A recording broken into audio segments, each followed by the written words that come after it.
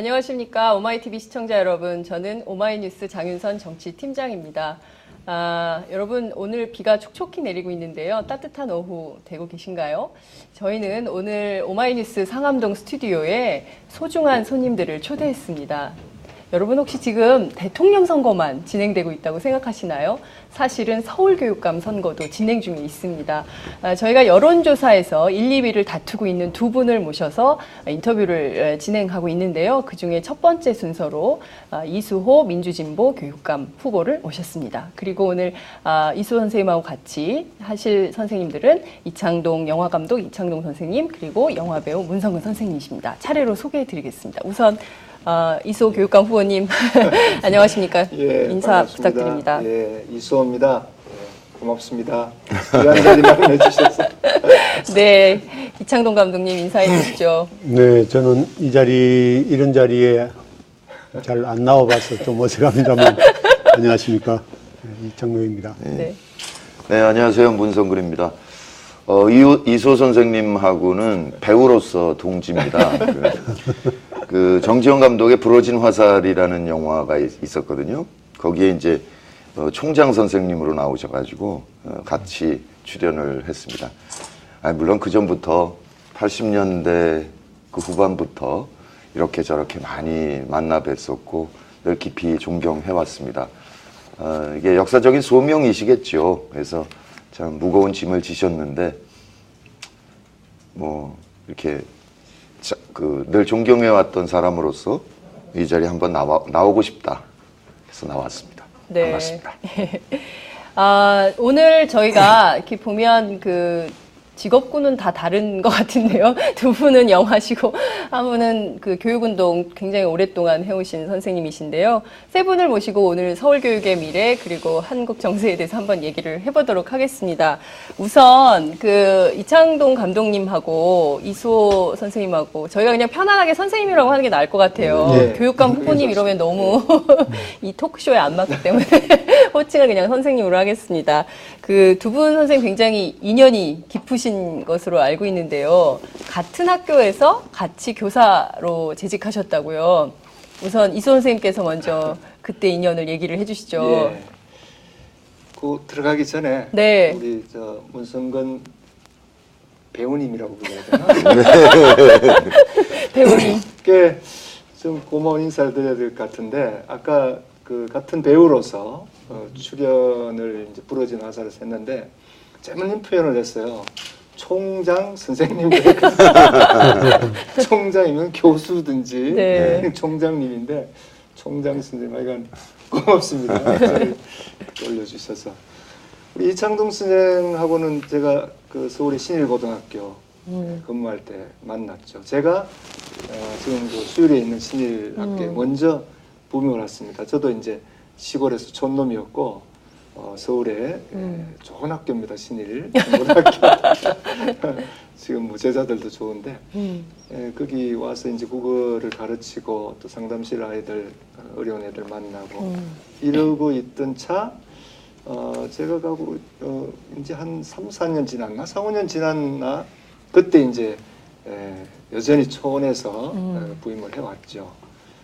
그래서 만나서 학교에서 이제 같이 국어를 가르치는 그런 인연으로 만났는데 처음부터 뭐 열심히 하기도 했지만 그때도 이제 소설을 이제 써보겠다고 소설로 소설가로 데뷔를 하겠다고 열심히 소설 써하던 그런 기억들이 우선 첫 기억으로 남습니다. 그러면 선배 교사셨고 후배 교사셨던 예, 건가요? 그런 셈이죠.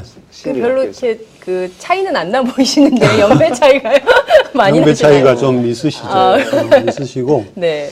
제가 이제 시골 그 경상북도에 가장 이제 교사들 사이에는 오지라고 부르는 예. 그러니까 좀 가기 싫어하는 영양고등학교에서 1년을 근무하고 서울 이제 명문 사립고등학교인 신일고등학교로 가게 됐는데 뭐 여러 가지로 얼떨떨한 상황에서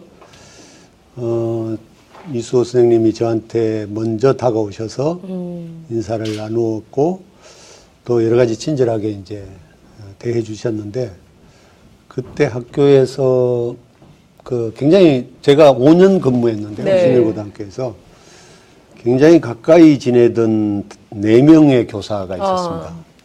저하고 이소 선생님하고 또 영화평론 하시는 변인식 선생님이라고 계셨고 네. 또 그냥 교사만 전념하시는 양승관 선생님이라고 네 분이 이제 저를 포함해서 네 사람이 항상 어울려 다니면서 뭐 방과 후에 끝나고 나서 저녁 식사도 같이 하고 네, 술도 뭐 한잔 심지어 술도 하고 항상 그렇게 어울려 다녔습니다. 그래서 저희를 심지어 4인방이라고 부르기도 신일고등학교 했고. 4인방. 네. 그런데 이제 그렇게 말씀드리면 좀 오해하실 수 있는데 뭐 그렇게 유흥에 이렇게 몰두했냐 이렇게 생각할 수도 있는데 우리가 항상 그렇게 몰려다니면서 주로 교육 이야기를 했습니다.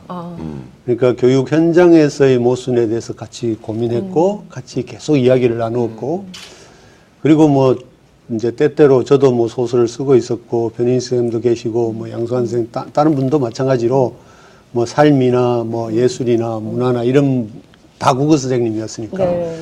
그런 이야기도 했지만 주로 교육 이야기를 했던 것 같아요. 그리고 그렇게 같이 고민하면서 이제 이수호 선생님은 그 전교조의 전신이라고 할 수 있는 뭐 교사 협의회에 참여해가지고 어떤 식으로 교육 현장의 문제를 이제 교사들이 주체가 돼서 풀어나갈 수 있나 그 고민을 많이 하셨고요. 제 개인적으로는 제가 30대 초반에 그러니까 20대 말에서 30대 초반에 그 학교에 근무하면서 이수호 선생님을 만난 것이 뭐 교사로서뿐만 아니라 제 인생에 있어서 큰 전환이 됐다고 생각합니다.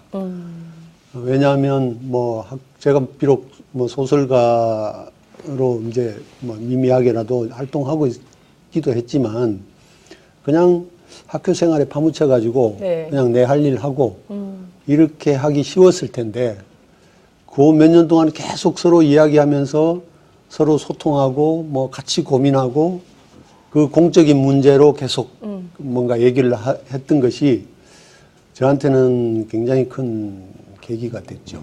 저를 형성하는데 상당 부분 그때 30대 초반의 그 시간들이 네. 큰 부분을 차지했다고 생각합니다.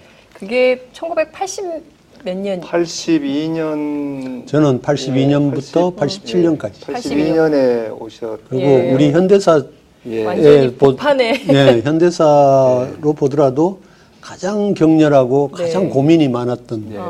시점이었죠. 그 82년 그때가 아는 대로 이제 뭐 전두환, 노태우 굉장히 권위주의 시절인데 모든 게 이제 위축돼 있었고 특히 교육은 그때 뭐 기억하시겠지만 중학교는 학급이 70명이었고 고등학교 60명이었어요. 그러니까 이건 뭐 도저히 수업하기가 힘들 그런 정도고 그 외에 여러 가지 교과서 문제라든지 뭐 교육과정 문제 그 심지어 그러다 보니까 학부모들이 이제 교육에 과도하게 잘못 개입하고 그래서 뭐 돈봉투 손지 들고 오고 이런 아주 안 좋은 상황이었어요. 그러니까 조금 의식 있는 선생님들 네. 교사들은 정말 이걸 어떻게 해야 되는가 그때 그래서 사실은 지금 뭐 이창동 선생님이 얘기했지만 참 같이 다니면서 그런 문제를 고민하고 털어놓고 술도 한잔하고 그러면서도 할 일이 있지 않겠느냐 이러면서 사실 저는 이제 이창동 선생님 올 그 무렵에 교육운동을 시작할 무렵이었어요. 83년이고 우리 이창동 선생님은 소설을 이제 몰두하기 시작했고 뭐 지금도 기억나는데 그때 그 신동아의 중편을 써서 신춘문예 당선이 됐거든요. 절리라는 작품이었어요. 네. 예, 뭐 기억날지 모르겠지만 마지막 그 원고를 써가지고 저하고 같이 봤어요. 마지막을 그것도 술집 같은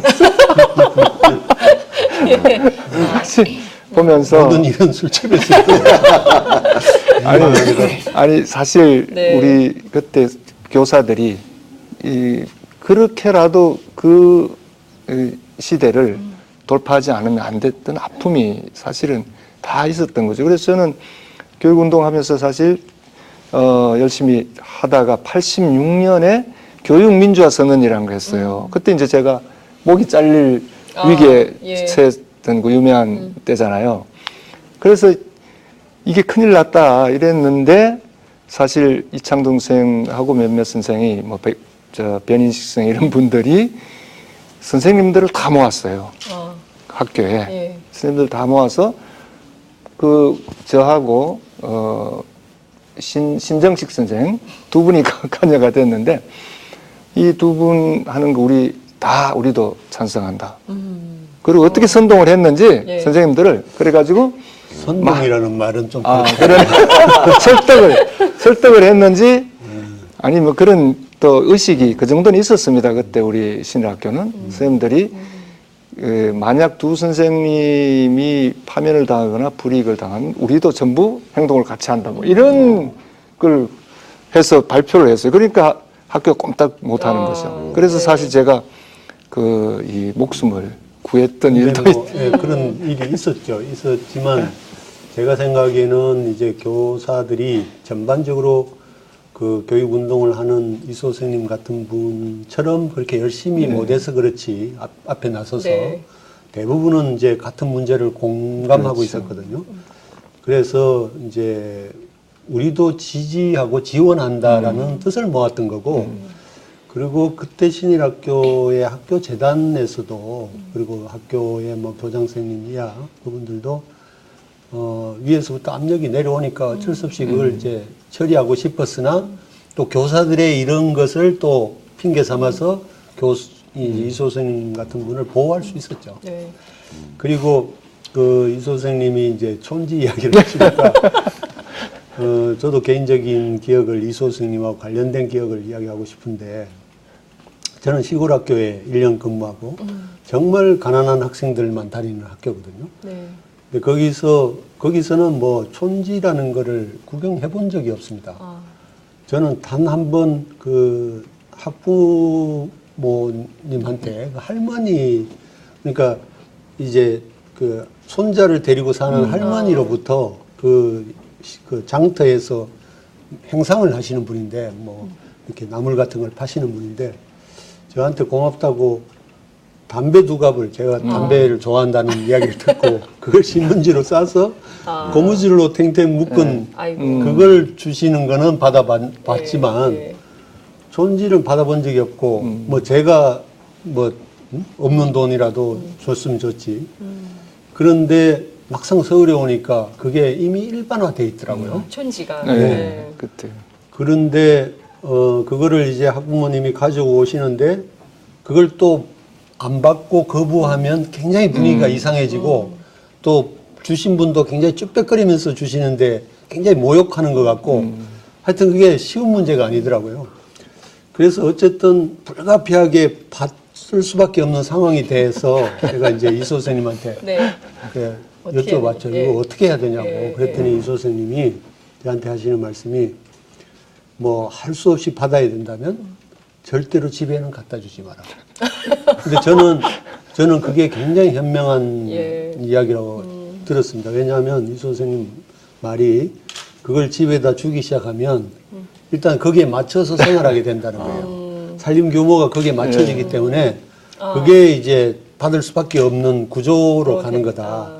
그러면서 이제 이소 선생님은 이제 자기도 그런 걸 받으면 학생들한테 책을 나눠줍니다. 다 사가지고. 그 돈으로 책을 예, 다시 책이나 사서. 뭘 사가지고 나눠주고 그걸 다 소진하거나 돈을 더 쓰게 되죠. 저도 이제 그 방법을 택했는데 예. 그 이소 선생님 얘기를 이제 조금 더 하자면 네. 사실 뭐 이런 얘기를 하면 사람들이 잘 안 믿을지 모르겠는데 이소 선생님은 일단 그 제가 학교 그 초중등 고등학교까지 다니면서 네. 12년 그리고 제가 교사 생활을 하면서도 몇 년, 그걸 한 20년 가까이 만나본 교사 중에 수많은 교사 중에 가장 독특한 분이었어요. 아, 그래요? 뭐 그게 가장 훌륭하다고 말할 수 있는지는 모르겠습니다. 어떤 점이었냐면 일단 학생들을 대하는 태도가 학생들을 정말로 인간으로 일대일로 존중하면서 해야 합니다. 그 사실 이게 말은 쉽지 정말 현장에서 그렇게 하기 힘들거든요. 또 그렇게 한다는 것이 너무 피곤하고 또 이제 소위 말하는 교육 효과가 별로 나지 않고 힘만 들고 잘 안 되는 거죠. 예. 그런데 그걸 철저하게 그걸 지키죠. 그러니까 학생들한테 이제 존댓말도 하고 철저하게 듣겠다고 정말요? 하고 일방적인 말을 절대로 안 하고 어느 정도였냐면 수업 시간에 들어갈 때 이제 수업 시작종이 울리고 이제 수업 교실에 들어갈 때 노크를 합니다. 아, 예. 안 들릴 텐데 애들 안에서 그러니까 이게 얼마나 웃기는 얘기냐면 쉬는 시간에 아이들이 거의 뭐 뭐. 소리를 질러도 안 들릴 정도로 떠들거든요. 근데 노크를 하는 거예요. 그래서 안에서 예 소리가 나야 문 열고 들어갑니다. 아, 그러니까 그거는 뭐 반드시 노크하는 게 중요한 게 아니라 이제 그런 식의 그 학생들을 존중하고 있다라는 교사가 네. 존중하고 있다라는 그걸 태도를 보이는 거죠. 근데 놀랍게도 그걸 계속 하니까 학생들이 이제 선생님 오실 때가 되면 조용해지는 겁니다. 노크소리를 듣기 위해서. 예. 그러니까 뭐 다른 선생님들 들어가면 여전히 떠들지만 이 선생님만은 아이들이 조용해지는 거예요. 왜 이렇게 노크를 하셨어요, 선생님? 뭐 지금 말씀하셨습니다만 뭐 학생들이든 인간은 다 존중받을 때 자기를 인정해 줄 때 잘 기분이 좋고 그렇잖아요. 우리는 그 교육적 분위기에서 어떻든 그 교육적 효과가 나야 되는 거잖아요. 네. 그게 제일 저는 효과적이고 바람직하다고 이제 생각을 했던 거죠. 실제로 또 해보니까 그렇고. 그래서 저는 이제 첫 수업에 시작할 때 학년 초에 이제 얘기를 해요. 나는 이렇게 하겠다.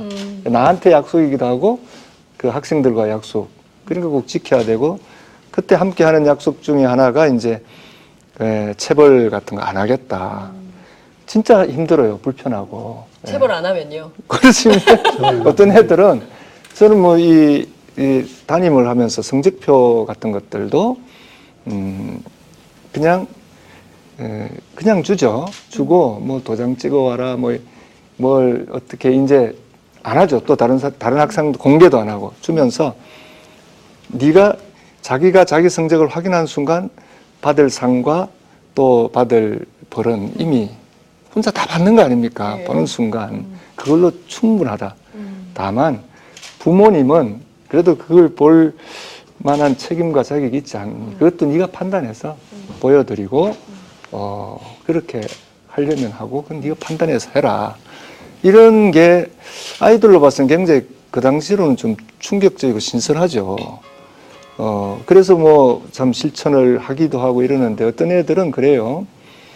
아, 저는 성적이 떨어졌습니다. 저는 자극을 받아야 됩니다. 저를 좀 때려주세요. 저는 안 맞으면 안 됩니다. 얼마나 그 매에 찌들리고 예. 그렇게 왜 그러냐면 그렇게 해서 자기가 속이 시원하다는 거예요. 편안해진다는 거예요. 참. 그렇더라고요. 예. 사실 그 시절에 선생님 제가 중학교, 고등학교 말죽거리 잔혹사에 나오는 바로 그 시절에 학교를 다녔던 학생이었는데요. 1982년부터 87년 예. 사이에 그럼 문성근 선생님 그때 어떤 일을 하고 계셨나요? 저는 회사를 다니고 있었죠. 82년에는 회사를 다녔고 85년부터 이제 연극을 시작을 했죠.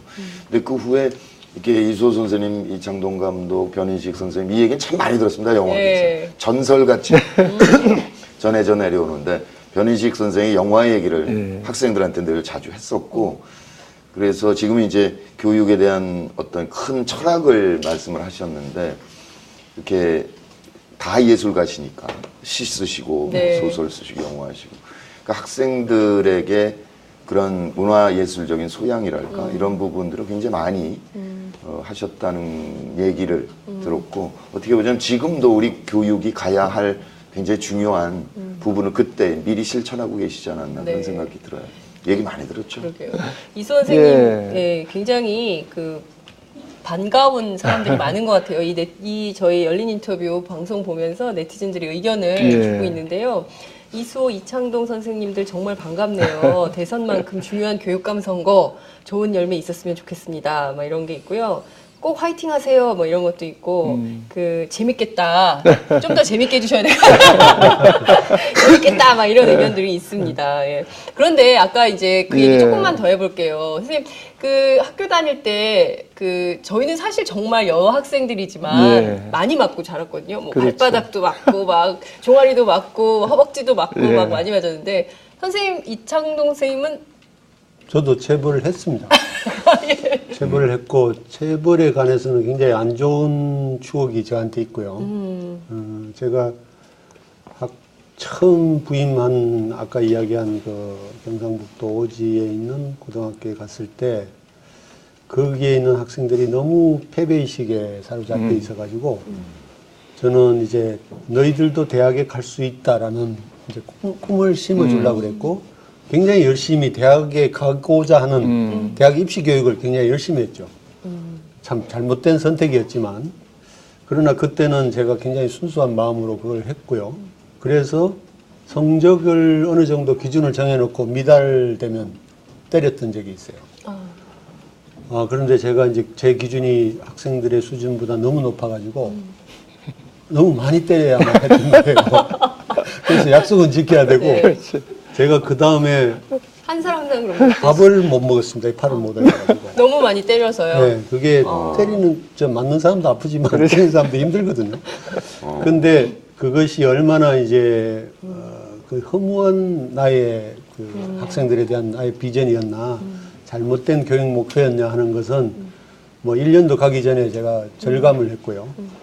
물론 뭐, 전면적인 이제 입시 위주 교육만 한 건 아니지만, 그리고 신일 와서는 그렇게 체벌을 하지 않고 굉장히 절제했는데 아까 이 선생님도 잠깐 말씀하셨듯이 학생들이 맞으면 오히려 심리적으로 편해지는 경우가 있어요. 그러니까 뭐 어쩔 수 없이 굉장히 부끄러운 일을 했는데 그게 이제 교사의 눈에 띄었다든가 이럴 네. 때는 차라리 때려주면 그걸로 보상이 이제 그걸 됐다고 생각하는 거예요.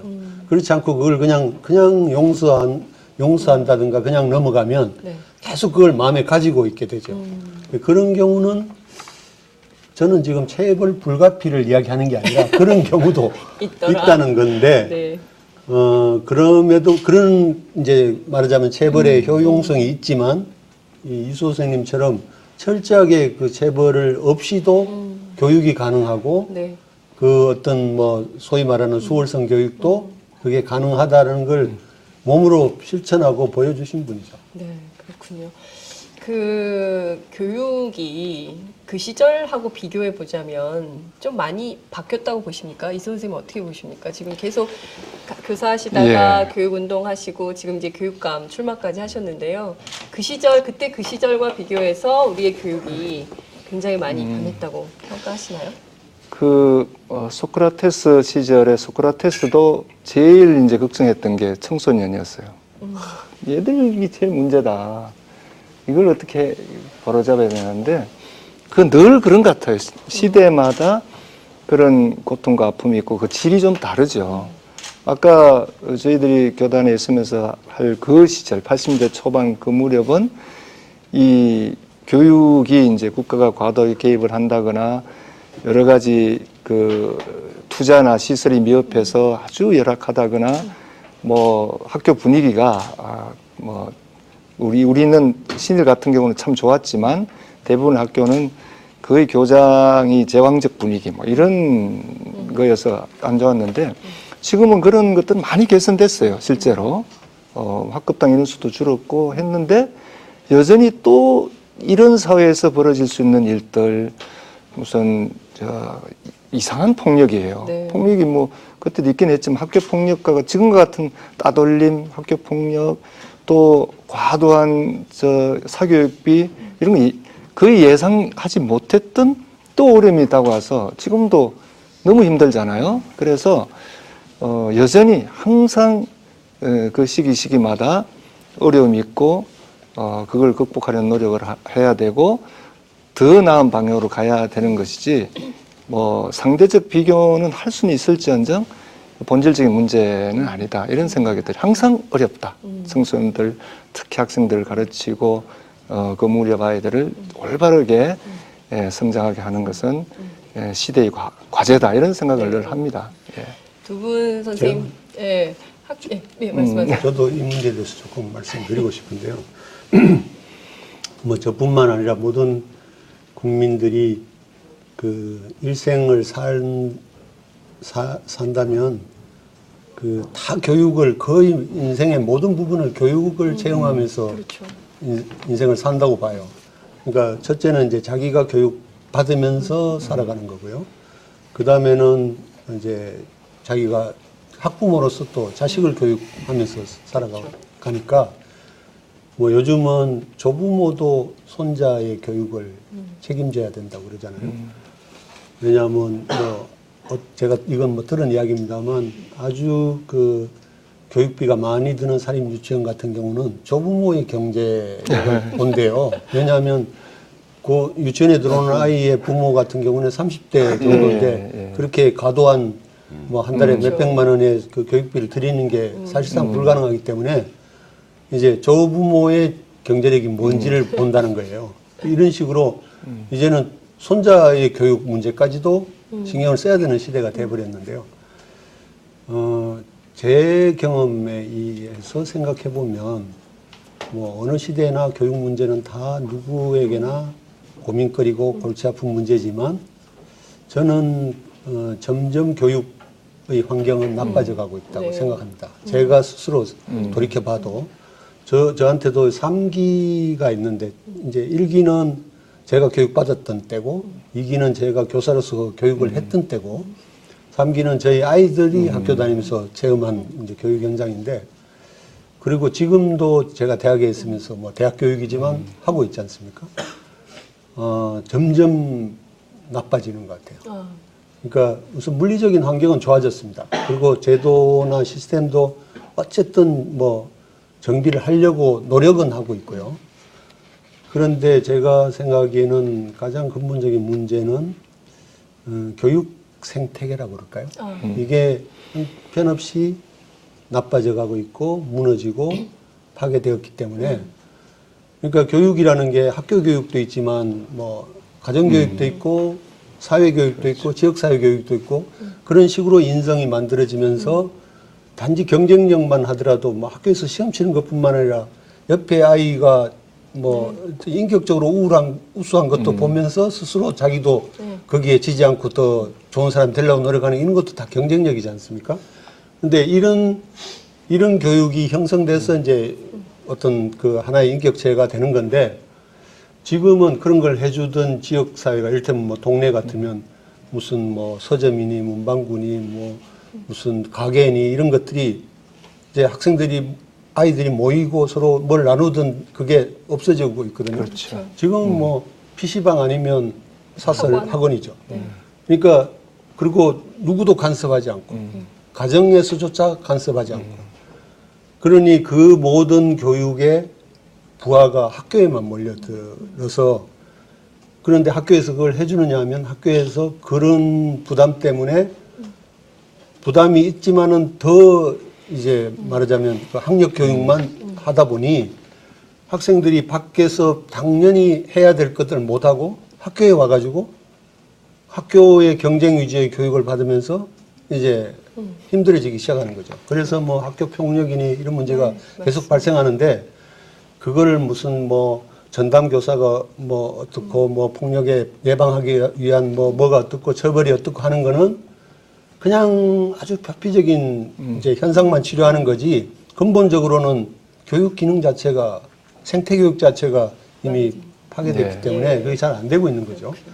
그러니까 그런 점에서 본다면 물리적으로는 옛날보다 훨씬 좋은 환경으로 만들어져 가고 있지만 교육의 질이나 교육의 그 더 내면을 들여다보면 굉장히 멍들어 있는 것 같아요. 네, 그런 거. 그래서 지금 현재 교육을 받고 있는 교육 현장에서의 초중등 고등학교 학생들뿐만 아니라 대학 학생들까지도 그 말할 수 없는 불안과 어떤 알 수 없는 압박감에 쌓여 있거든요. 그게 일반적인 현상 같아요. 불안이 우리 사회를 잠식하고 있는 것 같아요. 그런데 두 분 선생님 아까 상호 간에 평가하실 때 굉장히 교사들 사이에서 인기도 있으시고 아주 좋았다 이런 뭐 사인방도 소개해 주시고 하셨는데 제자들은 선생님들을 어떻게 평가하셨을까요? 이 선생님 짧게 아마 아이들도 나를 좋아했을 예. 것이다. 아니면 뭐, 애들은 날 별로 안 좋아했을 것이다. 네, 조심해서 발언하십시오. 다 중계되고 있기 때문에 아니, 제자들이 뭐, 보고 예, 있습니다. 제자들이 다 보고 있기 때문에. 아니 그 누구나 다 그런데 표정이나 네. 느낌을 통해서 알죠. 예. 말은 안 해도 제가 날 좋아하는지 이것도 우리 다 압니다. 네. 아, 예. 네. 그 이상 예. 제가 또 예. 제 입으로 말하면 이수 또 선생님은 뭐 사실 전설적인 교사시죠. 저는 뭐 특별한 교사였다고 말하기는 어렵지만 그래도 이제 일반적인 교사는 아니었을까. 좋든 나쁘든.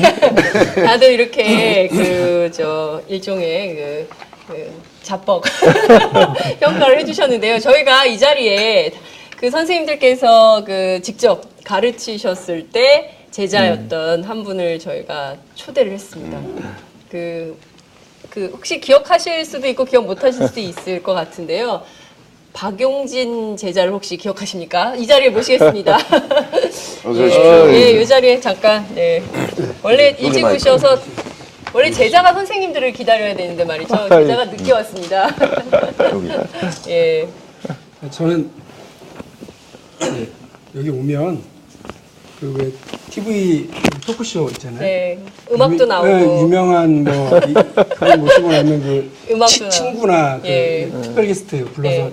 실루엣 이렇게 고지에 숨어서 네. 증언하는 거. 목소리 변성해가지고 그렇게 하는 줄 알았어요. 오마이 TV에 오마이 별걸 다 오네. TV잖아요. 그래서 제가 다 고발하고요. 뭐 이렇게 하려고 그랬는데 그건 아니군요. 네. 자, 두 분 선생님께 저에게 얘기를 하고 있었는데요. 예, 주로 교무실 분위기던데. 교무실. 아니야, 이 분위기를 계속 가면 이게- 방송 청취율 확 떨어지구나. 네, 우려를 이제 같이 하고 왔습니다. 예, 그래서 박용진 제자의 노력이 좀 필요할 것 같아요. 예. 두 분 선생님 학교 다닐 때 어떠셨는지, 학생들의 평가가 어땠는지 신랄하게 얘기를 해주시죠. 저는 근데- 굉장히 좋았다는 얘기를 하시고 계시거든요. 평가가 저는 좋았다. 제가 나오고 난 뒤에 그렇습니다. 예, 그래서 입학했죠. 이창동 선생님은 제가 직접 배운 적이 없고요. 아. 이수호 선생님께는 배우기도 했고, 제 담임 선생님이시기도 하셨고, 제 주례 선생님이기도 하셨고, 그래서 네. 오늘 뭐 일방적으로 쭉 갈 겁니다. 그런데 저희 형들이 있어요. 두 분이 또 다 같은 학교를 졸업하고. 친형이? 예, 형님 두 아, 분이. 이창훈 쌤한테 예, 배우셨고. 이미 다 들었죠. 그래서. 아, 고등학교를 이제 신일고등학교로 배정 받을 거다, 받았다 이렇게 하니까 국어 선생님 세 분이 계시다. 한 분은 내 들어와서 영화 얘기만 하실 거다. 한 분은 내 들어와서 시와 소설만 읽으실 거고, 한 분은 정말 이 민주화가 어쩌고 인권이 어쩌고 얘기만 너 그분들에게 걸리면 국어는 알아서 공부해라. 이렇게. 자율학습해라 그러더라고요. 나도 열심히 가르쳤어요.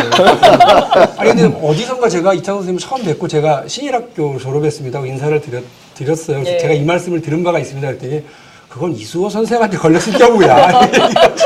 그래서 용감하시다 그랬는데 저는 그래서 이창동 선생님께는 수업을 이제 못 들었고 변인식 선생님은 제가 이제 들었고 이수호 선생님도 이렇게 들었는데 제일 충격은 그거였어요. 막 60명 아이들 콩나물 시루에다가 넣어놓고서 막 난장판일 때 유일하게 애들이 조용한 때가 언제냐면 수업 시작할 때 차렷, 경례 이렇게 그 반장이 이걸 하잖아요. 그때가 가장 아이들이 그래도 조용한 타이밍이고 그 다음부터 다시 풀어지고 자고 이러는데 그 시간이 없는 거예요. 처음에. 너무 당황스럽잖아요. 세 분 선생님이요. 아니요, 한 분. 이 선생님. 아, 이 선생님만. 들어오시는데 이제 노크를 하고 애들 막 칠판 지우개 날아다니고 책상 위로 뛰어다니는 중에 선생님이 딱 들어서면 이렇게 노크를 딱 하시고 인사를 하고 들어오세요. 네. 그럼 이제 막 그 공중에 떠다니던 아이들이 이제 막 착지해가지고 자리에 찾아가고 아이들 몇 명 인사하고 이렇게 처음 됐죠. 그래서 그때가 되게 충격이었으니까 인사를 먼저 하는 선생님. 이상하잖아요. 그렇죠. 아까 저 들어오니까 내가 때렸다 안 때렸다 이런 얘기 하시는데 그 전에 이야기했습니다. 인사면. 그래서 그거는 뭐 맞는 건 지나겠고요. 사실은. 근데 이 선생님이 그렇게 하시고 수업 시간에 이 진도에 크게 신경 쓰지 않는 것도 우리한테는 충격이었습니다. 나름대로는 다 진도를 가지고 있고 내가 뭘 가르쳐야 되겠다. 그게 전문직 교사로서 내 영역인데 그걸 가지고 저희가 배움이 짧아서 잘 몰라도 깊은 뜻은 잘 몰라요. 그런데 지금 이렇게 보니까 그 박용진 민주당 대변인이신데 같이 선생님하고 머리가 삐끗삐끗해 있어요. 머리 얘기하시니까 저는 보면서 네. 선생님도 저 이창동 선생님처럼 이렇게 길러보세요. 아니 헤어스타일 변천사가 있죠. 전에는 학교 다닐 이창동 때 선생님 꼭 이랬지. 만큼 이렇게 충성하셨어요. 정말로. 학교 다니실 때. 예. 그랬어요. 근데 어느 날부터 빠져버려가지고. 네. 예. 그때도 두발 단속기 있었잖아요, 학생들. 있었죠. 저는 사실은 그때나 지금이나 이렇게 깔끔하게 올리는 걸 좋아했는데 네. 두발 단속을 허진을 했었어요. 아니 그 신일은 그런 점에서도 상당히 좀 여유가 있었어요. 뭐 그걸 지금 저 학교처럼 막 정문에 도열해서 써서 이런 건 안 했어요. 안 하고 가끔 이제 선생님들 가운데 스스로 굉장히 엄격하신 분이 계세요. 네, 예. 또 이제 학생부라 그래서 그쪽은 또 너무 심하면 좀 그걸 해야 되니까 그런 계신 선생님들이 좀 그러긴 했지. 그래서 전 신일학교 참 그 괜찮은 학교다. 상당히 학생들 존중을 많이 하려고 애를 쓰고. 자랑스럽게 생각해야만 돼요. 그렇습니다. 아니 근데 지금도 두발 단속 문제가 정리가 안 됐어요? 그 지금도 그게 그 뒤에부터 굉장히 그냥 의례적인 학생부에서는 매일 아침 조를 편성해서 정문 지도를 한다. 이게 이제 상설화돼 있고 그때 이제 교복, 두발 뭐 이런 걸 다 보는 거예요. 일일이 지적하고 그리고 뭐 자르고. 아니 제 말씀은 지금 예. 지금 학교도 그렇게 하는 문제가- 학교가 있는 거죠. 그런 학교가 예. 지금도 있다. 예. 조금 이제 좀 과도하죠, 사실. 학생인권 조례가 만들어졌지만 여전히 이제 그렇게 예. 통제하는 학교들이 예. 있는 그래서 것 같고요. 그것도 재밌는 게 뭐 참 진보교육 소위 진보교육감 들어서서 이제 그런 게 못하도록 했거든요.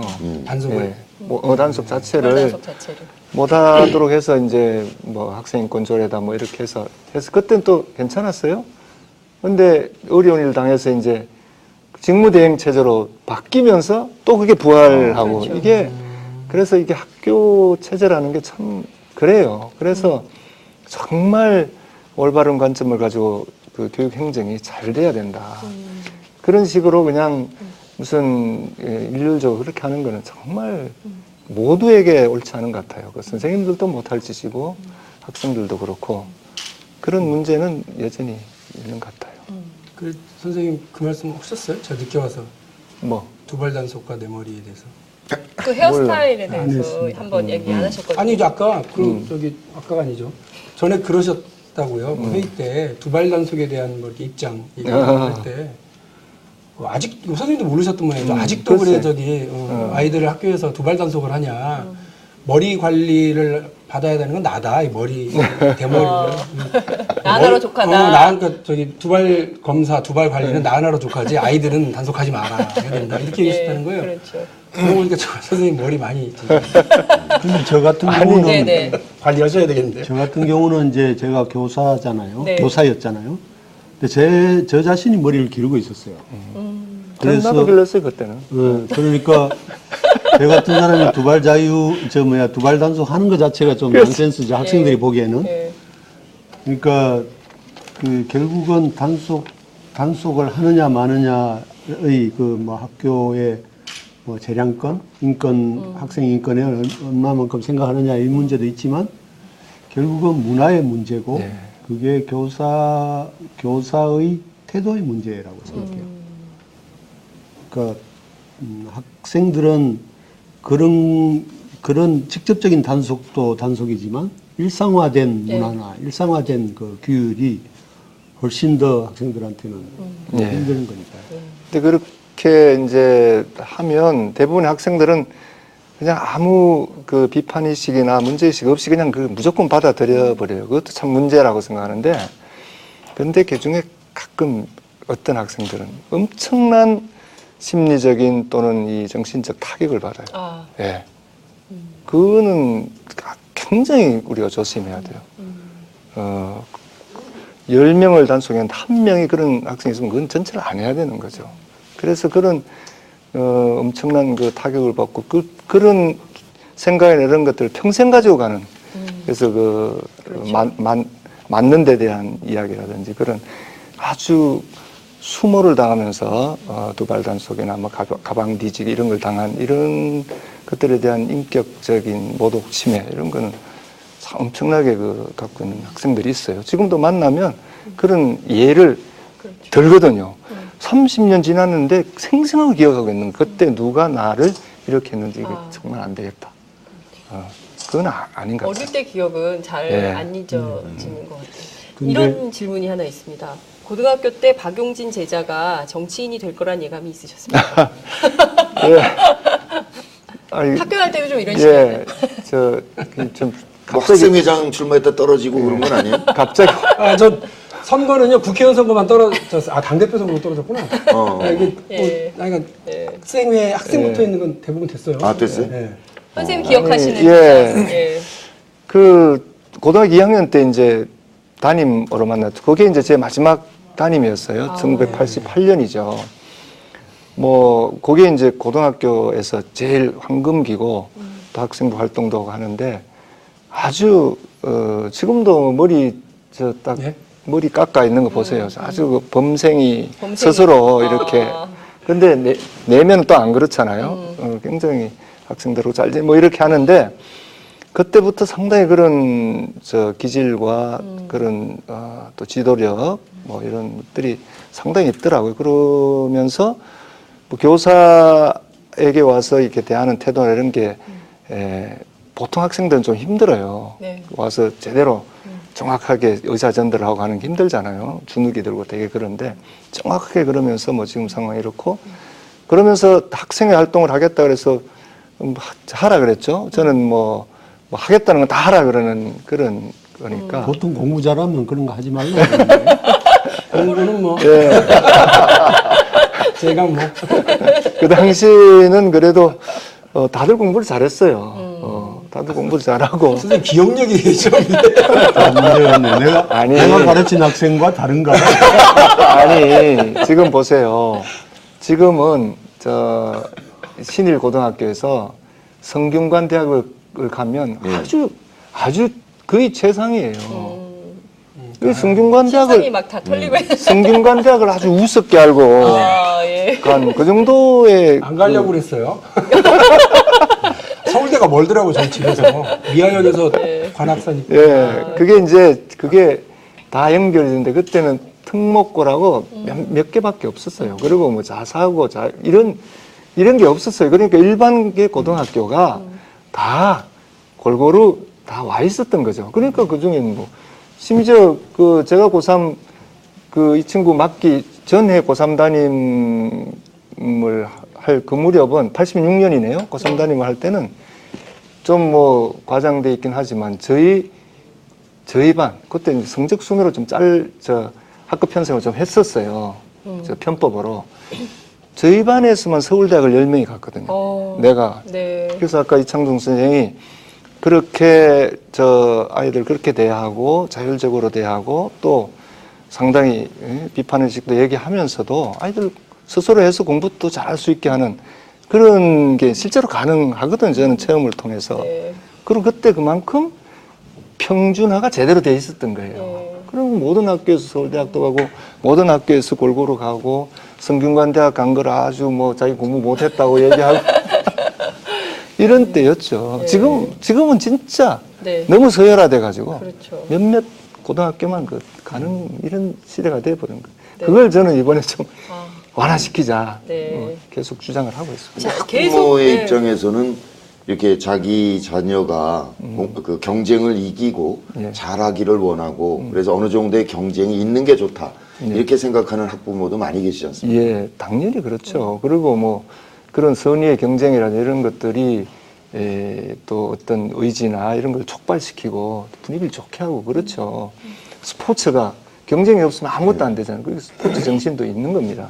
다만 우리나라처럼 과도하게 왜곡되게 이게 또 완전히 뭐 짝 갈라진 지금 양극화가 너무 심하게 돼 있잖아요. 이런 것이라는데 성자 독식, 1등이 아니면 아무것도 기억을 안 해주는 이런 사회, 이게 이제 문제라는 거죠. 그래서 저는 뭐 당연히 그런 것들이 교육에서 선순환적으로 좋게 이행되는데 너무 그쪽을 과도하게 하고 하기 때문에 자 우리도 좀 다 더불어 잘 살아야 된다, 평등해야 된다라는 이야기도 누군가는 해줘야 돼요. 안 그러면 이게 너무 불균형이 생기거든요.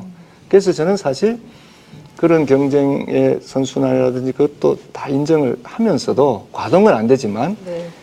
더 그래도 이 평등하고 우리 같이 하자라는 쪽을 강조하는 것은 그래야 좀 균형이 맞을 것 같은 그런. 그래서 저는 악역을 하는 겁니다. 사실 욕 얻어가면서 욕 얻어먹어가면서 어떻게 보면.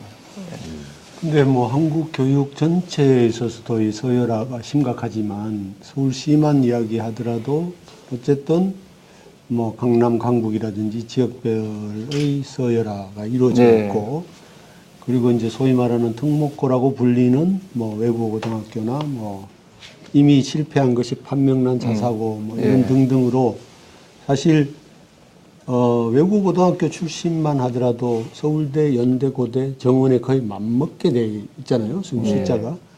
그러니까 이런 정도의 그 계층화가 이미 공고히 돼 있고 가난한 동네라든가 일반 고 몇 프로 4%, 5% 정도의 우수 집단을 제외한 나머지 절대 다수는 기회는 거의 없는 상태에서 경쟁적인 교육을 하고 다른 그 인성 교육이나 인간으로서 뭔가 숨쉴 만한 뭐를 만들어 가지는 못하고 있는 상황이거든요. 네, 그렇죠. 또 교육 현장에서 학교에서 그때도 그랬는데 제가 아까 말씀드린 대로 그때보다 지금이 더 열악해졌다고 네. 그러는데 그때도 제가 교사로 있으면서 항상 마음이 아팠던 것이 절대 다수 학생들이 사실 대학에 큰 가능성이 없거나 그렇게 큰 욕심이 없어요. 그런데 그 학생들이 다른 아무것도 할 기회가 없는 거예요. 그러니까 그냥 절대 다 24시간 중에 거의 뭐 몇 시간을 제외하고는 다 학교에서 생활하는데 그냥 그 학교의 모든 시간을 소외의 시간으로 보내는 거죠. 눈치 보는 시간으로. 그러니까 그렇게 몇 년을 사는 학생들의 인성이 어떻게 될 건지 그러니까 그게 너무 불행하게 느껴지고 우리 교육이 그런 식으로 점점 공고화되는 것은 문제가 많죠. 그러니까 저는 서울시 교육에 있어서도 네. 그게 단번에 뭐 한 정부의 교육 정책하고 같이 맞물려 가야 되겠지만 그래도 교육 자치가 허용하는 범위 안에서는 교육감이 충분히 그걸 해나갈 수 있고 최소한 턴은 닦을 수 있고 방향은 잡을 수 있다고 그렇죠. 보거든요. 그 점에서 저는 이번 서울시 교육감 선거가 정말로 중요하다고 생각하고 지난번 강노현 교육감이 어찌됐든 그런 방향과 그 개혁을 분명히 하고 출범했으나 자초했으니까 이게 그런 식의 그 다른 불미스러운 사건으로 교육 그 다수가 동의한 교육 정책이나 방향이 자초한다는 것은 너무나 안타까운 일이죠. 예. 그래서 저는 사실 이수호 선생님은 제가 그냥 개인적으로는 이런 자리에 나서는 거를 굉장히 네. 참 안타깝게 생각하는데 어찌됐든 예. 그 누구보다도 저는 이 일을 잘 아실 수 있는 분이고 네. 저는 교수 출신도 훌륭한 분이 많으시겠지만 교육 현장을 속속들이 알고 학생들의 심리나 학생들의 그 변화의 과정을 체험하고 그 다양한 방식으로 고민을 해본 분은 아마 한국에서 정말로 5손가락에 꼽을 수 있는 몇 사람 중에 한 분이라고 생각해요. 저는 다른 분은 정말 잘 상상이 안 될 정도로. 네. 그래서 이런 분이 한번 뭔가 할 수 있지 않을까 저는 그렇게 기대하고 있죠. 선생님은 왜 정말 이 서울교육감 출마를 해야겠다고 생각하셨나요? 뭐 이창동 선생님 지금 말씀하신 그런 게 이제 바탕에 깔려 있고요. 뭐 솔직히 지금 아이들이 좀 편안하고 행복하고 그나마도 좀 희망을 얘기할 수 있고 특히 우리 교사들이 좀 조금이라도 보람되게 또는 신나게 이렇게 정상적으로 학교가 돌아간다면 제가 전부 낯을 까닭이 없습니다. 네. 예. 그런데 안 되고 있거든요.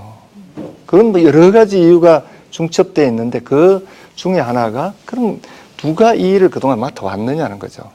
교육 관료들 또는 외국에 가서 이론 배워와서 정말 그 생소한 그 나라에서 잘 되는 것을 우리나라에서 그냥 그대로 현장으로 막 정책으로 내려보내는 이런 것 때문에 왜곡될 때 왜곡되고 꼬이고 시행착오만 계속하고 있고 이러다 보니까 우리 학교 현장이 너무 힘들어져 있다는 거죠. 그래서 여기에 대한 사실 평생을 뭐 교사로 살아온 사람으로서의 책임감도 있고 또 정말 이렇게 안 될 바에는 우리 교사들이 직접 나와서 해야 된다라는 그런 문제의식. 저는 사실 혼자 이름으로 가고 있지만 현장에 계신 많은 선생님들과 저는 같이 이 교육청으로 간다. 늘 그분들과 함께 같이 고민하면서 또 학부모님들 뜻을 모아서 제가 가장 지금 강조하는 게 그런 뜻을 모으는 소통, 그걸 통해서 뭔가 정책도 만들고 그렇게 해보고 싶은.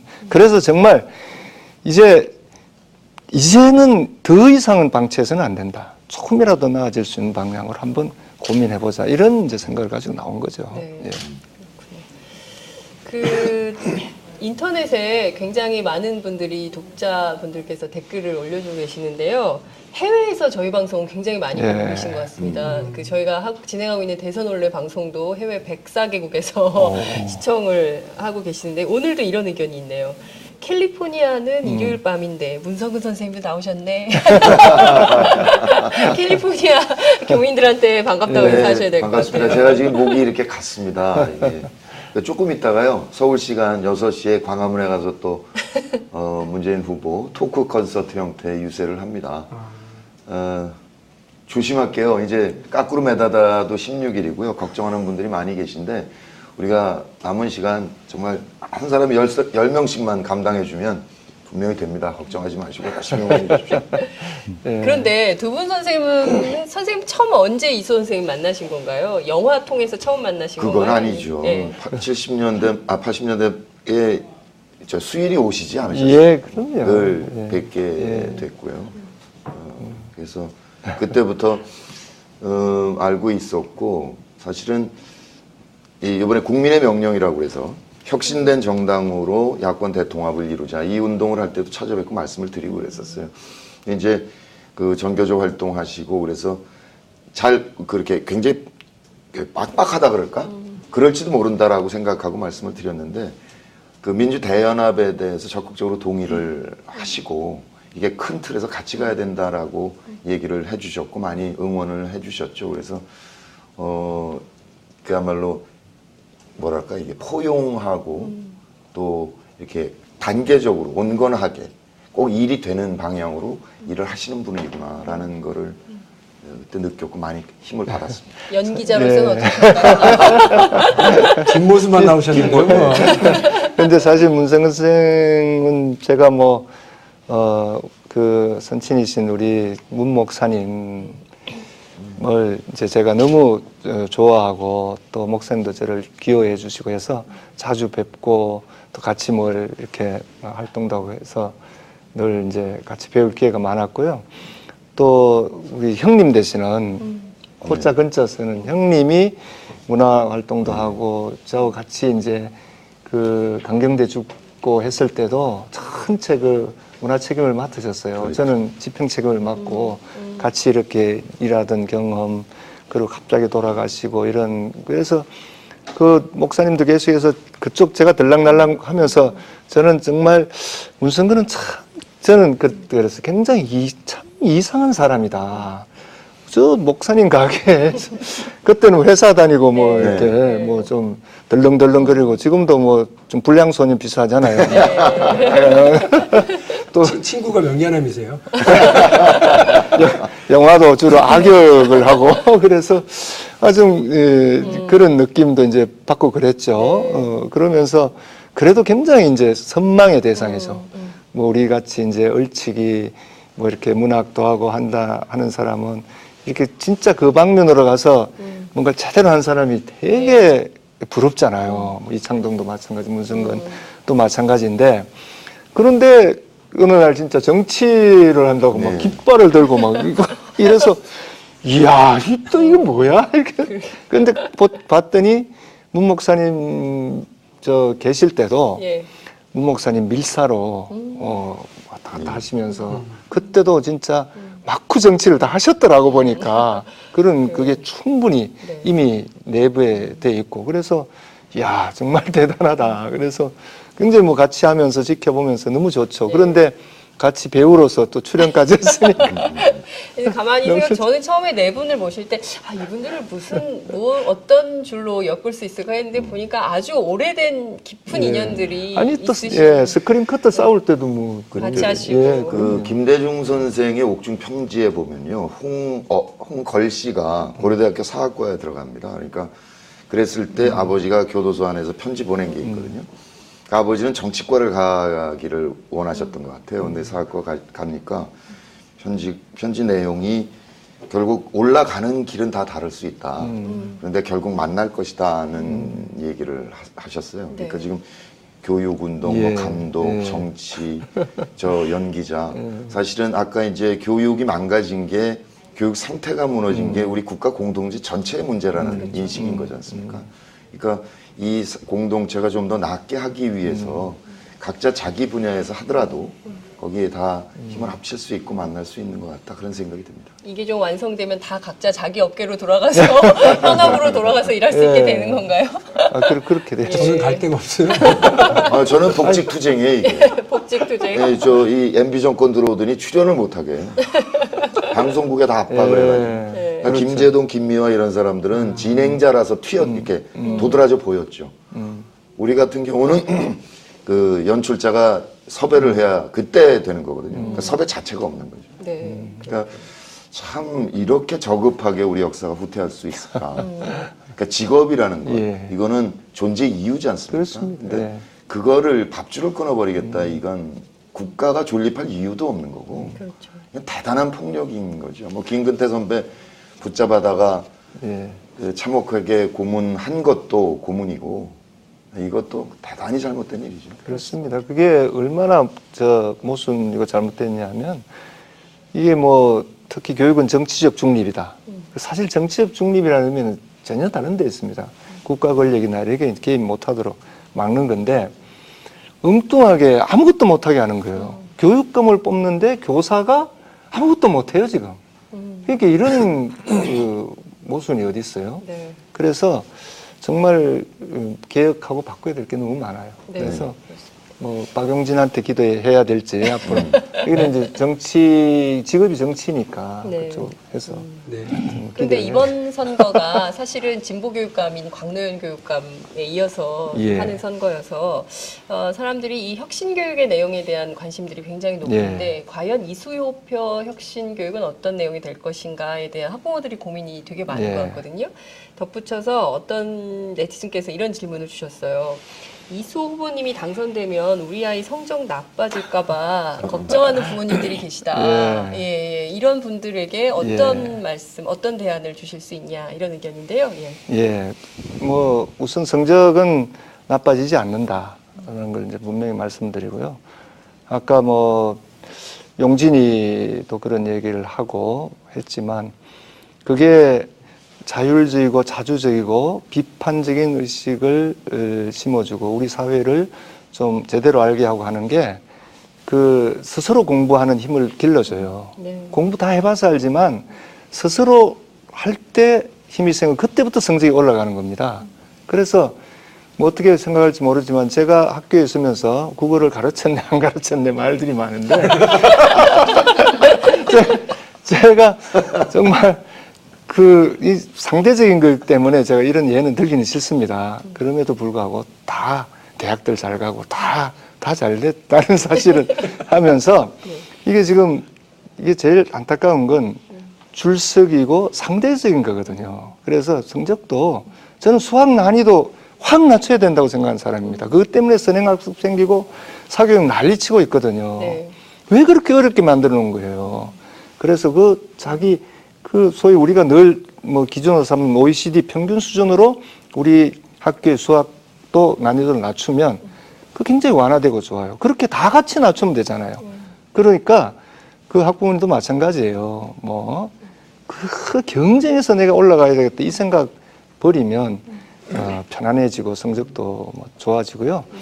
그리고 뭐 이수호표 그런데 저는 이수호표라고 특별하게 뭘 하고 싶지 않아요. 왜냐하면 뭔가 새로 만들면 그것도 부담이고 또 새로운 일이 됩니다. 지금 예. 지금 있는 것도 너무 많아요. 그래서 지금 잘 안 되는 건 걷어내고 잘 되는 거 그거 좀 보완하고 잘해서 그걸로 이제 해나갈 생각인데 그 중에 하나가 혁신학교 운동입니다. 네. 실제로 혁신학교. 예. 요거가 지금 진보교육감들이 이 공교육의 대안으로 만들어가고 있는 학교 살리기, 학교 공교육을 제대로 만들기 이게 운동이거든요. 여러 가지 의미가 있고 저는 요거 잘해서 지역 사회와 함께하는 학교. 네.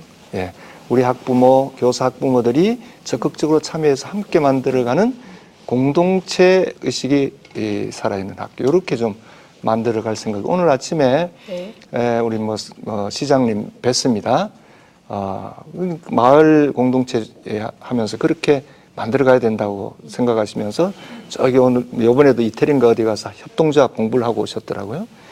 그런 거와 함께 우리 교육도 마을을 중심으로 지역사회를 중심으로 함께 해나가는 그런 학교 그거를 지금 제가 준비하고 있으니까요. 예, 제가 지역구가 부산이라서 지난번 총선 때 이제 나가서 그 학부모들 얘기 많이 들었는데 특히 혁신학교의 성공 사례에 대해서 굉장히 부러워하고 또 알고 싶어하고 또 부산에도 이걸 적용할 수 있겠는지를 많이들 질문을 하더라고요. 그러니까 민주진보 교육감들께서 착상을 하신 것이고 실천해서 성공한 경우 아닙니까? 그래서 그렇습니다. 그 부분은 그 서울시에서 확산을 해서 이것이 전국적으로 퍼져나갈 수 있으면 참 좋겠어요. 지금 뭐 소위 그 이름 붙이는 거 저는 뭐 크게 안 좋아합니다만 그 진보 교육감이 아닌 교육감도 그걸 받아들여서 하는 데가 있습니다. 그만큼 보편적이고 서울 같은 경우 연차적으로 모든 학교가 그런 그 혁신 학교의 장점을 따서 혁신 교육이 이루어지도록 혁신이라는 게 뭐 다른 말 뭔가 새롭게 바꿔서 좋게 해보자는 거거든요. 네. 그렇게 이제 생각하고 있어서 아마 그걸 중점적으로 좀 해볼 생각이. 예. 그 전교조 위원장 출신이신데요. 예. 전교조에 대해서 학부모들이 갖고 있는 부정적인 인식이 굉장히 많습니다. 예. 그 너무 과도한 조합주의로 운영이 되는 것이 아니냐, 교사들의 이익이 우선하는 집단 아니냐, 아이들이 행복한 학교를 만들려고 정말 만들어진 단체이냐, 이런 아주 근본적인 문제의식들을 가지고 있는데요. 전직 전교조 위원장으로서 평가할 때 현재의 전교조의 문제점, 그리고 어떤 좀 대안적인 것들을 만들 수 있을까 어떻게 생각하십니까? 뭐 전교조 처음에 결성될 때 문제의식이라든지 거기에 대한 전 시민적인 동의 뭐 이런 거 다 알아서 왜 전교조가 처음 그 마음은 어디로 갔느냐 이런 얘기를 많이 듣고요. 저도 동의합니다. 그러니까 순수하게 우리 교육을 바로잡아 보자 이렇게 교사들이 헌신하면서 또 자기 희생까지 하면서 다 그냥 해직을 당해가면서까지 이제 했던 거잖아요. 방금 혁신학교 예도 나왔지만 사실 그 혁신학교 운동은 전교조가 참교육 실천 운동으로 펼쳐준 가운데 작은 학교 운동이 있습니다. 그게 모태가 된 거예요. 그걸 이제 진보교육감들 들어서니까 정책으로 만든 거죠. 그래서 꾸준히 그런 노력을 해왔던 것도 사실 있는데 사실 지금 지적하신 대로 순수한 교육운동과 또 노동운동이 이제 결합하면서 교사들의 소위 자기 조합주의적 이익 뭐 이런 것들 사실 그것도 사실입니다.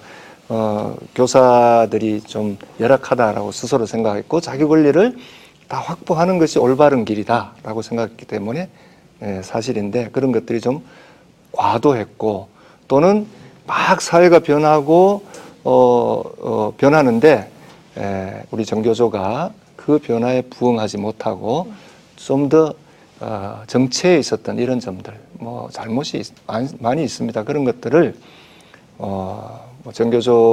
전교조를 대표해서 제가 뭐 사과를 한다 이렇게 할 수 있는 자격이 있는지 없는지는 모르지만 한 그동안에 한 그 조합원이고 또 지도자였던 사람으로 그런 문제들에 대해서는 깊이 성찰하고 뭔가 반성하면서 고쳐가야 된다라는 생각이 있습니다. 다만 그 순수함을 잘 유지시켜서 다시 교사들이 좀 활기차게 뭔가를 좀 해보겠다라는 의욕을 가지고 할 수 있도록 격려하고 고무하는 일이 제가 할 수 있는 일이고, 그런 출신이기 때문에 저는 교사들에게도 좀 호소도 하고 질책도 하고 있을 수 같아요. 왜냐하면 제가 겪어온 길을 잘 알기 때문에. 그래서 뭐 염려하시는 만큼은 아니지만 네. 잘 해보려고 그렇게 합니다. 저도 이제 그 야권 통합 운동 하면서 그런 얘기도 많이 들었고 저도 말씀을 많이 드렸는데, 그동안 이제 민주 진보 가치 지향을 하는 뭐 정당도 있고 사회단체도 있고 여러 있지 않습니까? 노조도 있고 그랬는데, 좀 작은 차이에서 충돌이 너무 많았다. 그것이 도리어 지금과 같은 이렇게 이명박 정부 같은 괴물을 만나게 된 원인 아니냐. 그러니까 우리가 좀 작은 차이는 슬기롭게 그 조정을 해가면서 힘을 합칠 필요가 있다라는 생각을 많이 말씀드렸고, 실질적으로 우리 사회 전반적으로 지금 그런 움직임이 있다고 생각됩니다. 네. 그러니까 그 100%의 목표를 빨리 달성하고 싶겠죠, 누구나. 그러나 그렇게 안 될 때 뭐 60% 70%라도 차분차분히 이렇게 진화시켜 나가자라는데 이미 의견이 많이 모아지고 있기 때문에 앞으로 잘 될 수 있을 것이다라는 기대를 많이 합니다. 네. 사실 기쁘고요. 예. 네. 저희가 원래 1시간 반, 90분간 생중계로 이 방송 준비해서 지금 진행하고 있는데요. 어느덧 5분밖에 저희에게 남겨진 시간이 없습니다. 그래서 끝으로 한 말씀씩 이렇게 마무리 발언 해주시는 것으로 정리를 해야 될 것 같은데요. 우선 어떻게 할까요? 문성근 선생님부터 하실까요? 아니면 그게 나을 것 같아요. 네. 예. 오늘 공부 많이 했습니다. 늘 그렇게 생각합니다. 대한민국 민주공화국 아닙니까? 한자를 풀이하면 국민이 주인으로서 더불어 어울려 사는 나라라고 생각합니다. 참 아름다운 공동체를 이루어야 되는데 늘 이렇게 특권, 뭐 반칙, 뭐 이런 것들이 한쪽으로 몰리고 또 경제적으로도 상위 1%로 몰리고 이런 것들이 전체적으로 우리 사회를 어렵게 만들고 있다고 생각합니다. 우리 더불어 살 수 있는 세상을 만들기 위해서 좀 서로 부족한 대로 손잡고 같이 노력했으면 좋겠습니다. 네, 감사합니다. 박용진 대표님. 아마 오늘 저를 오라고 하신 게 교무실 분위기를 좀 바꿔봤으면 그런 거 있을 수도 있는데 제가 좀 늦게 왔어요. 앞에 방송 뭐가 있어서요. 대통령 선거의 한복판에 있기 때문에 참 정신이 없는데 그 중에도 주례 선생님이기도 하셨고 평생 스승이신 이수호 선생님이 좀 어려운 결심을 하시고 나셔서 마음으로 정말 응원 많이 하고 있습니다. 꼭 좋은 일 있으셨으면 좋겠고요. 학생이었던 시절 생각해보면 교실에서 정말 혁명이 있어야 돼요. 그때나 지금이나 교실이 가장 낙후되어 있고 이 사회에서 우리 교육이 이 사회에서 혁신을 끌어가지 못하고 있는 것이 제일 안타깝고, 아이들이 그 틀에 갇혀가지고 시들어가는 게 너무 보기도 힘들어요. 우리 선생님 아까 말씀하셨지만 전교조가 처음 들고 일어났을 때 교실에서도 아이들이 웅성웅성 할 수밖에 없었던 건 우리가 지금 닭장 안에 있는 닭이구나라고 하는 거를 깨달았기 때문이에요. 선생님들의 그 외침 때문에. 지금 전교조에 여러 문제가 있고 또 우리 교육에 여러 문제가 있다고 하지만 저는 이제 이수호 선생님이 서울교육의 수장이 되시면 꼭 좀 교실의 혁명, 교육의 혁신 이거 해서 우리 아이들이 시들어가는 닭이 되지 않게 만들어주시기를 정말로 간절히 바랍니다. 네, 그리고 응원하겠습니다. 네, 이 감독님. 네. 교육은 미래를 만들어가는 건데 지금 뭐 정치적으로 대선과 함께 맞물려서 우리가 미래를 만들 수 있느냐 없느냐의 선택의 기로에 있다고 생각합니다. 그런데 지금 방금 박용진 씨도 이야기했지만 교육에서부터 변화와 혁신을 만들기 위해서는 무엇보다도 아이들을 가장 사랑하고 존중할 줄 아는 사람이 그 주체로 해야 된다고 생각합니다.